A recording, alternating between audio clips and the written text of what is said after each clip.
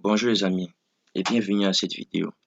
Si c'est ta première fois de regarder une de mes vidéos, n'hésite pas à t'abonner et activer la cloche de notification. Aujourd'hui, j'ai envie de vous parler de comment repérer le sens à privilégier en trading. Et pour cela, on va juste voir une chose et c'est une moyenne mobile que j'utilise en des unités de temps supérieures et même en l'unité de temps à laquelle je trade. Donc, j'espère que cette vidéo elle va vous plaire et qu'elle vous sera très édifiante. Donc, là, c'est le graphique de l'or en 15 minutes. Il faut dire que je crée dans 15 minutes. Beaucoup de personnes, qu'est-ce qu'ils font? Pour repérer la tendance à privilégier, ils étudient juste le graphique et ils voient si nous sommes en tendance baissière ou en tendance haussière. Et ils n'ont pas tout faux de faire cela puisque des fois ça marche. Mais la plupart du temps, ça ne marche pas et parfois il n'y a pas une visibilité assez claire pour cela. Moi, qu'est-ce que je fais? Déjà, je crée dans 15 minutes. C'est important de le dire. Et uniquement en 15 minutes, vous me faites quitter ce time frame et je n'ai plus de repères véritablement sur les marchés. Si ce n'est de l'analyse, mais pour créer, je n'ai plus de bons repères en dehors du 15 minutes. Donc, ce que je fais, c'est que j'analyse le marché en 1 heure et en 3 heures. Et j'utilise la moyenne mobile EMA 190. Donc, je m'en vais à 1 heure, toujours le marché du gold.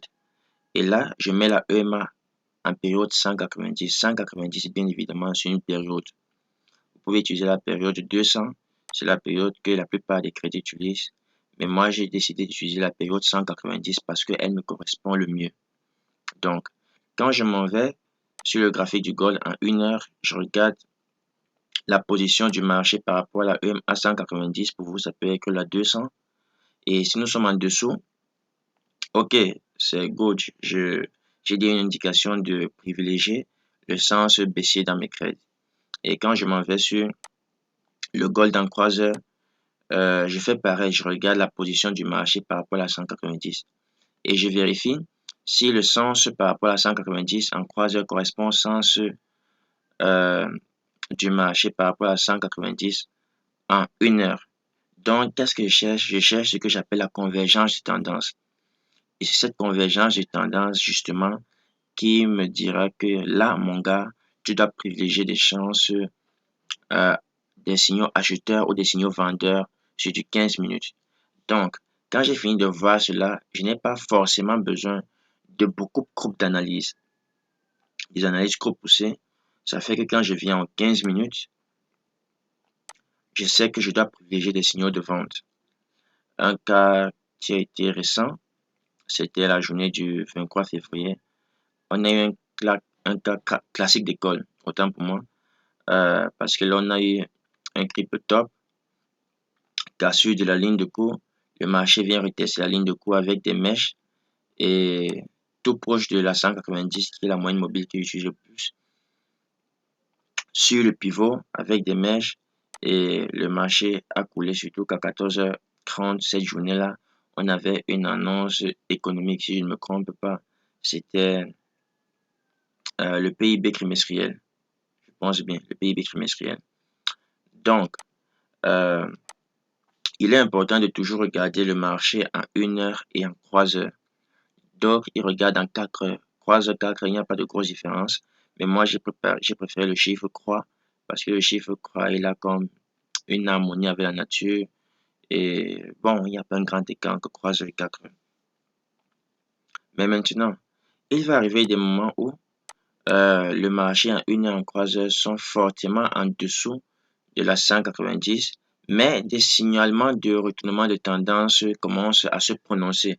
Quoi qu'on soit en dessous de la 190. Pour ce cas de figure-ci, par exemple, si en 1 heure, en croisée, nous sommes au-dessus de la 190, vous convenez avec moi que vous chercherez des signaux acheteurs.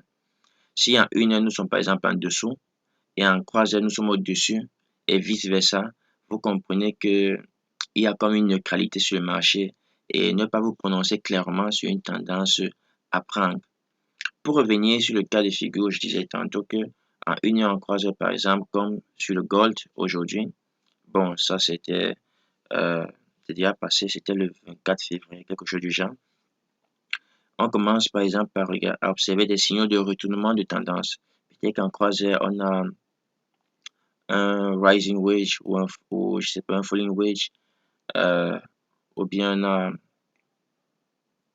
ou bien on observe un double bottom, un triple bottom.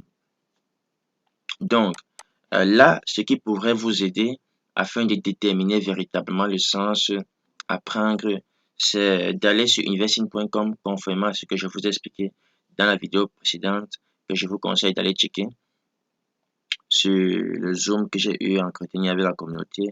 Et là, vous cherchez le résumé du marché pour voir, OK, qu'est-ce que le résumé technique vous dit sur le marché, et vous allez également regarder les patterns en chandelier. Mis à part cela, vous pouvez aller analyser certains secteurs sur le site Finviz, et je compte vous montrer par la suite beaucoup d'autres choses. Il y a également les annonces économiques qu'il faut savoir bien interpréter, comme le PIB trimestriel qui a eu lieu, je pense, la journée du 23 février. Quand le PIB est sorti, il était inférieur par rapport aux attentes des investisseurs. Le PIB aux États-Unis. Non seulement il était inférieur par rapport aux attentes des investisseurs, il était aussi inférieur par rapport à la production précédente dans le pays, aux États-Unis. Donc, à cela, c'était normal que l'on s'attende à ce que les indices américains chutent. Et j'ai parlé de ça dans la communauté. Et parfois, il faut être logique un peu avec les annonces économiques qui sortent et non pas forcément se fier à ce qui est écrit sur la plateforme Investing parce que c'est quelque chose de très bateau. Il faut être logique, cohérent et non pas parce que l'on a dit que si le PIB sort plus élevé que prévu, c'est mauvais pour le dollar, ça sort, bref, quelque chose de la sorte. Parce que dans toutes ces choses, il faut avoir un peu de logique et de toute façon rester à l'affût de la bonne information. Donc, le PIB, il sort, il est plus mauvais par rapport à ce qui a été produit le mois précédent et il est encore plus mauvais que les attentes. Donc, dès lors, on doit s'attendre sur les indices américains, ce que le marché chute. Excusez-moi, je m'éloigne un peu du concept que j'ai décidé de vous montrer, mais vous convenez avec moi que on a terminé pour ce qui est de la convergence de tendance. Donc, et quand le PIB il sort de la sorte, euh, les indices américains, on sait qu'actuellement, ils sont très corrélés au dollar et ça sous-entend que est très corrélé à l'or autant pour moi et ça sous-entend que le marché de l'or chuterait également. Donc, d'où la chute brutale des marchés depuis et avec encore la convergence de tendance. Donc, c'est tout un ensemble de choses qui vous permet de déterminer quelle leçon à privilégier. Depuis 2 semaines, je suis uniquement short sur le marché. Je n'ai plus aucun trade buy depuis 2 semaines déjà. Et concrètement, c'est ça en fait. J'espère que toutes ces choses, elles vous ont plu. Et si tu n'es pas encore abonné à la chaîne, abonne-toi parce que beaucoup regardent les vidéos mais n'y sont pas abonnés. Active la cloche de notification et lâche des pouces bleus. N'hésite pas à partager. Du reste, on se dit à la prochaine et bon trade sur les marchés financiers.